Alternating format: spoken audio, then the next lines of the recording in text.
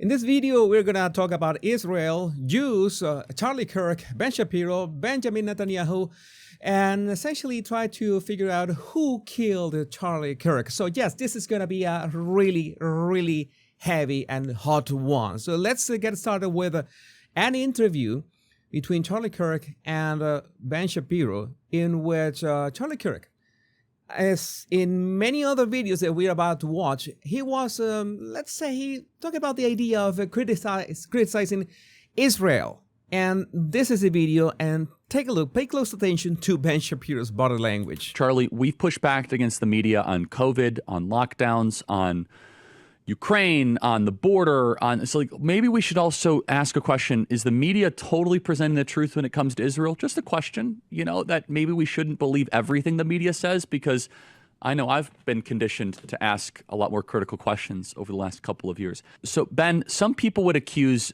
Israel of wanting to ethnically cleanse. Some people in the Israeli government are saying, again, it's all over the place, right? You have opinions all over. In your opinion, what would a good outcome 5 years from now be, and how does one respond to the claims of ethnic cleansing? So, of course, people have all sorts of theories that, Charlie was asking uncomfortable questions. And by the way that Ben Shapiro reacted when he asked that question, when he raised those eyebrows like that, I'm going to play this on mute.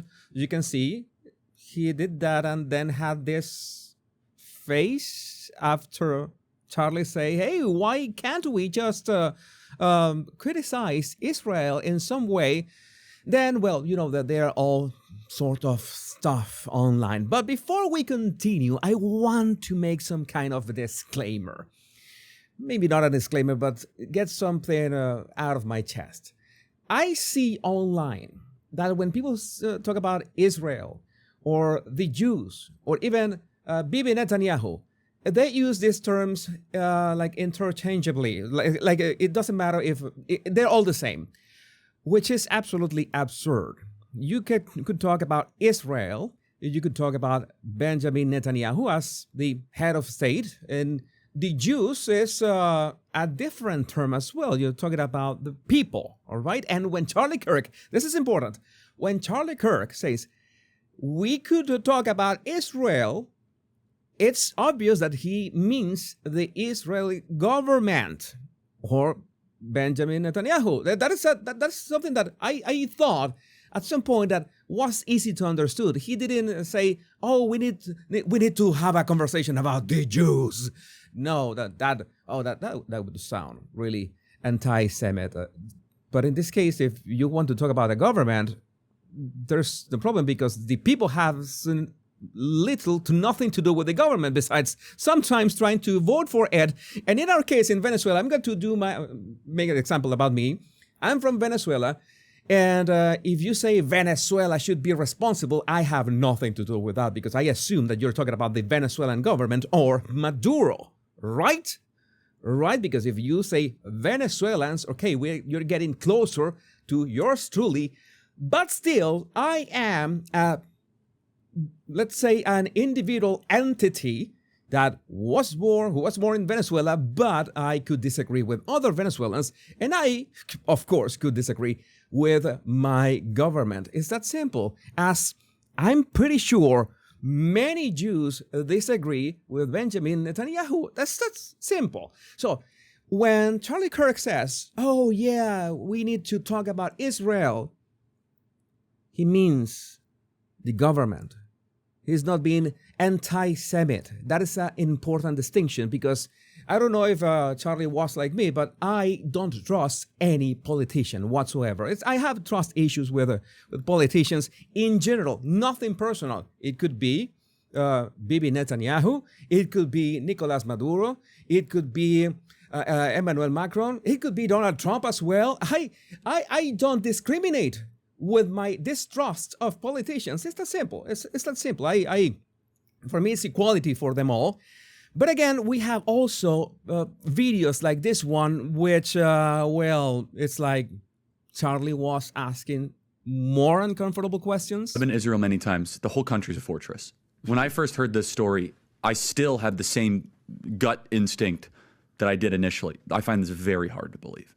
I've been to that Gaza border. You cannot go 10 feet without running into a 19-year-old with an AR-15 or an automatic machine gun that is an IDF soldier, right? The whole country is surveilled. And so let me just kind of go through this. We don't talk about Israeli politics very often, and most Americans don't know this. The last 9 months, Israel was on the brink of civil war. It's not an exaggeration. This judicial stuff, there were hundreds of thousands of Israelis taking to the streets because Bibi Netanyahu was basically redefining the Israeli constitution. That's not an exaggeration, right? He said the judicial branch has too much power. There were protests planned this week against Netanyahu. Notice that he emphasizes about the government. He is not talking about the Jews. Where they anticipated tens of thousands of people to take to the streets. That's all gone, Patrick. Netanyahu now has an emergency government and a mandate to lead. I'm not willing to go so far that saying that Netanyahu knew or there was intelligence here, but notice the way, in persuasion, sometimes you can say things without saying things. I am not saying that whatever comes after that, but you have thought about that. I am not saying that cows can fly, but if I say that, I form the idea in your mind. So when he said that, everybody formed the idea on their minds that maybe Bibi Netanyahu, and you have to open your mind to what Charlie tried to convey at that moment. Maybe he said at October 7th, hey, just leave the door open for a couple hours. Leave the door open for a couple hours. That's what Charlie Kirk was more than implying in that interview with the PBD. I think some questions need to be asked. Was there a stand-down order? A stand-down order. That is the correct term. And there's a pause, a very uncomfortable pause, a very dramatic pause because, it's...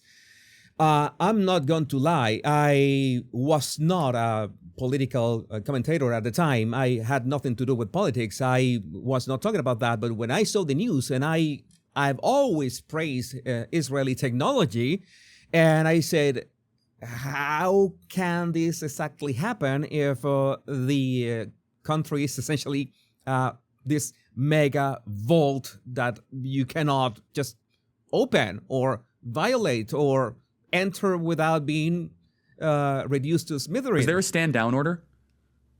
6 hours? I don't believe it. Israel's the size of New Jersey. When I took a helicopter ride from Jerusalem to the Gaza border, it's 45 minutes. Wow. 6 hours. They're live streaming the killing of Jews.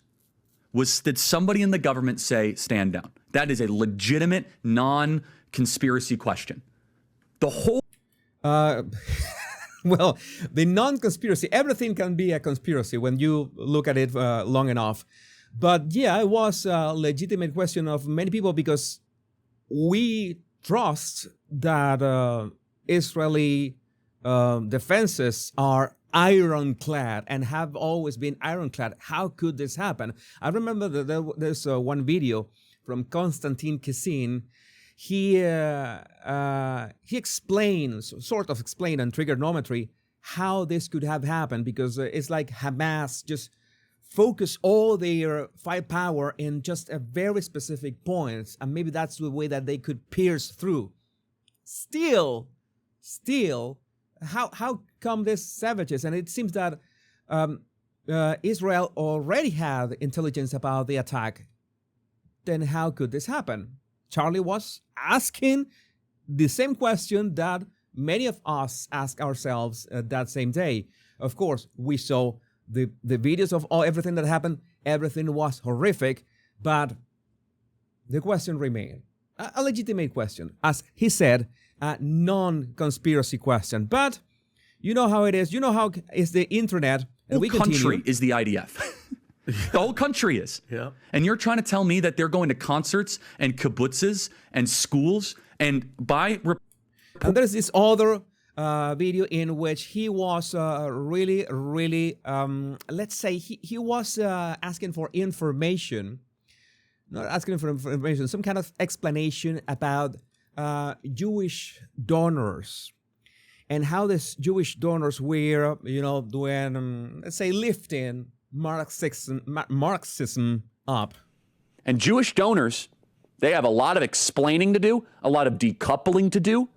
because Jewish donors have been the number one funding mechanism of radical, open border, neoliberal, quasi-Marxist policies, cultural institutions, and nonprofits. This is a beast created by secular Jews. And now it's coming for Jews, and they're like, what on earth happened? And it's not just the colleges. Notice that he specifies, he said secular Jews, created by secular Jews. Beast created by secular Jews. And now it's coming for Jews, and they're like, what on earth happened? And it's not just the colleges. It's the nonprofits, it's the movies, it's Hollywood, it's all of it. It's like time for you guys to wake up and say no more, draw a line in the sand. I don't care. And also, you realize that this is why people are saying, oh, it's that Charlie started noticing, you know, that word that we use in, it's like in internet slang. He started noticing and he was promptly deleted. There are reports that I think that this is more than hearsay. It's just hearsay. Harrison H. Smith just posted this tweet and then doubled down on it. I'm not going to name names, but I was told by someone close to Charlie Kirk, hearsay, double hearsay, that Charlie thinks Israel will kill him if he turns against them. And when somebody asks him, is this true? He just say yes, but maybe somebody close to Charlie doesn't mean that that was actually true or that Charlie actually said that. Again, this leads to nowhere, and I see everyone is sharing this everywhere. One last thing is his interview with Megyn Kelly. I'm going to play just a tiny clip. But it goes to the point where, if, for example, if I have less ability sometimes online to criticize the Israeli government without backlash than actual Israelis do. And that's really, really weird, isn't it, Megan? So essentially, this goes for this interview with Megyn Kelly goes for like 7, almost 8 minutes. But what they were talking about on those 8 minutes, and Megyn made a good use of her interview with Piers Morgan, in which she's made it clear that she's not that used to talking about Israel. And they both were making sure that people understood the same thing that I said at the start of this video. One thing is talking about Bibi Netanyahu. One thing is talking about Israel's government. And the other thing, another complete different thing, is talking about the Jews as a whole. As in, the same example that I did. One thing is the Venezuelan government that can go F itself if it was for me. And another thing is talking about Venezuelans, and another completely different thing is talking about me as a person. As some people can agree with Maduro, some people can disagree with Maduro. I disagree 100% with the guy, but it's the same principle. So this is the kind of stuff that I want to get to the matter. I see so many theories about, oh, now we know who ordered the hit on Charlie. You know, people started noticing, Charlie started noticing, so he was promptly, you know, like this movie, The Dictator. And also there's reports that Bibi Netanyahu was this blazing fast 9 minutes response, a tweet, right after the first tweet or the first report of that Charlie had been shot. And so it was kind of odd, and I don't know that that is not at all, because 9 minutes is an eternity in social media terms. If you told me 1 or 2 minutes, okay, that is quite fast, but 9 minutes is quite an eternity and doesn't prove anything at all. Again, I want to say a couple things here. I think that anybody could criticize a government. You could criticize the Israel government, or you could criticize Putin, you know, or criticize Zelensky, but it doesn't mean that you're against the people of that country. It doesn't mean that every Russian agrees with Putin, or that criticizing Bibi Netanyahu or the Israel government means that you're anti-Semitic. That is asinine. That is stupid. It's plain just stupid. All right. So now that we have that very clear, I think that you know, it's fancy having conspiracy theories about many things. it's important to ask questions when things simply don't match. I'm going to talk about the findings of the shooter, by the way, on an upcoming video. And the most important thing is that critical thinking will set us free, in the sense that we need to define what are the boundaries. Not the boundaries, because boundaries should not exist. We should be able to criticize anything, really, if we have the basis to criticize it or have an opinion about it. Why not? But we need to be very careful about the terms, about the reactions, and what kind of accusations do we make. But questions, we should be able to ask questions every single time. And maybe you have questions, maybe you have opinions. I would love to read all about that in the comments. My name is Jesus Enrique Rosas. I'm the Bar Language Guy. Much love and bliss.